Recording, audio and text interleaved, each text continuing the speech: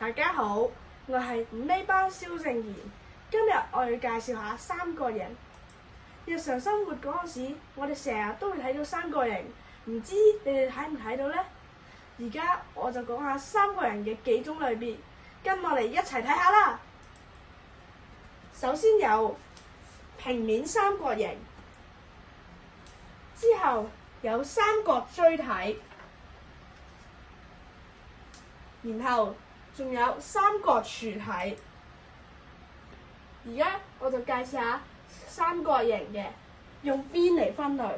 首先有不等邊嘅三角形，三個嘅長度都唔係一樣嘅。之後咧就有等腰三角形，嗰度係兩個邊嘅長度都係一樣嘅。最後就係等邊三角形，三條邊都係一樣嘅。而家就介紹下三角形用角度嚟分嘅。首先有銳角三角形，所有嘅角度咧都係細於90度嘅。之後咧鈍角三角形咧係有一個咧係大過90度嘅。最後咧直角三角形咧係有一個直角咧係等於90度嘅。而家就介紹點樣計平面三角形嘅面積同埋周界。